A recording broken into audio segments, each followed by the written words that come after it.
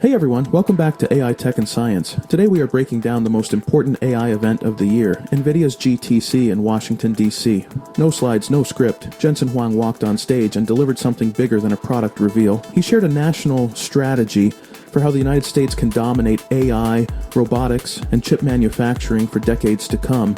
We are talking 100,000 GPU supercomputers for national research, robotaxis scaled across U.S. cities, AI factories replacing labor shortages, and a roadmap through 2027 that rewrites computing again. Let's break down what happened, what's coming next, and why this keynote sent shockwaves through government, defense, energy, and Silicon Valley.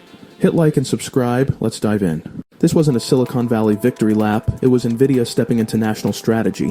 GTC DC centered on three themes: reindustrializing America, energy and AI infrastructure, and AI as a workforce multiplier. Huang's thesis was clear: we are entering America's AI century. Not just software AI, but physical AI.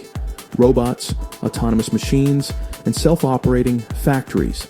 And Nvidia is shifting more production back to U.S. soil.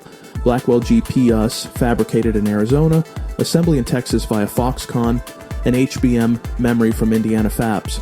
The message: America plans to build the next computing age here, not overseas. The star remains Blackwell, projected to drive $500 billion in cumulative revenue by 2026.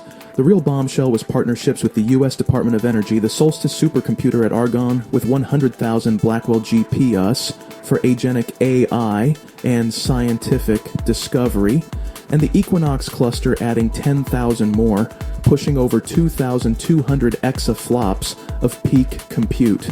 This is computing at civilization scale. Then the lineup: DGX Spark, desktop scale with about 1 petaflop, powered by Grace Blackwell, Bluefield 4 DPU with 64 cores for network compute acceleration, ConnectX 9 delivering 1.6 terabits per second, networking for AI factory throughput, and GeForce 5090 leaner, greener, and selling out. Nvidia isn't just selling chips, it's defining the infrastructure for AI nations. Huang moved into partnerships, and this is where it got real. Uber plans to scale to 100,000 fully driverless robotaxis by 2027. GM uses Nvidia across manufacturing and in-car AI. Nokia launches a $1 billion program to build a US-anchored 6G AI native network.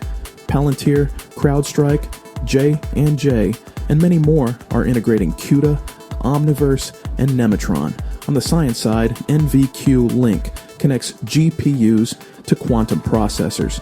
Q2Q offers quantum-style speedups today, and Earth-2 accelerates climate simulations from hours to seconds. For robotics, Isaac GR00T Dreams generates synthetic training data, while the Newton engine simulates physical reality at ultra-granular detail. AI, digital twins, and robotics are converging toward physical automation.